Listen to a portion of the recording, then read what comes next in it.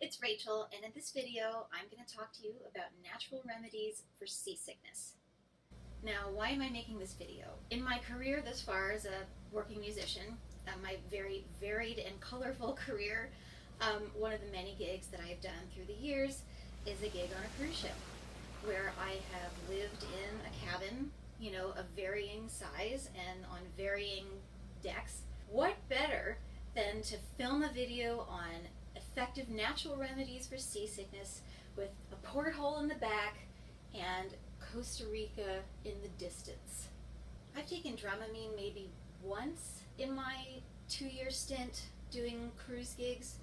I've been very adamant about staying away from actual pharmaceutical drugs that fight seasickness, because once I take a Dramamine, if I do that during the day, I'm wiped out.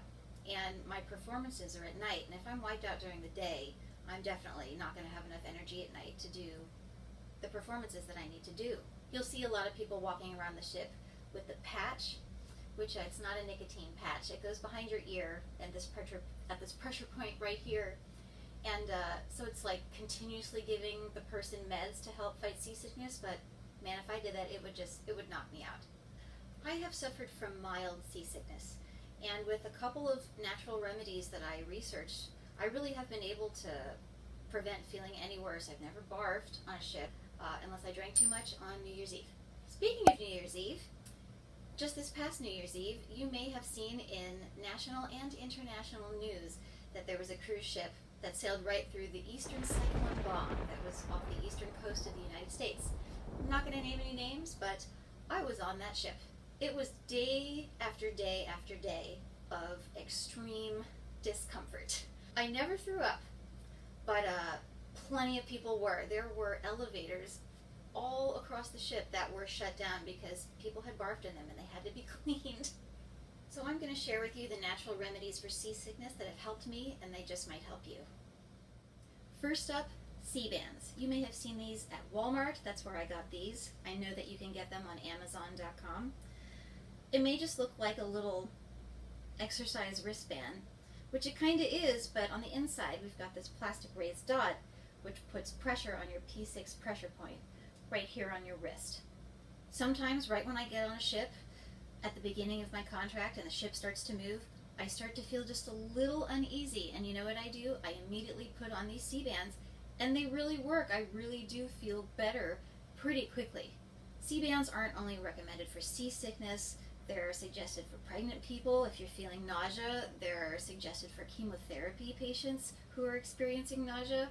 I've been on a flight and have been feeling a little queasy, and I put these on and it really helps me feel better. These were under $10 at Walmart. I don't know if you can find a more fashionable pair, maybe on Amazon.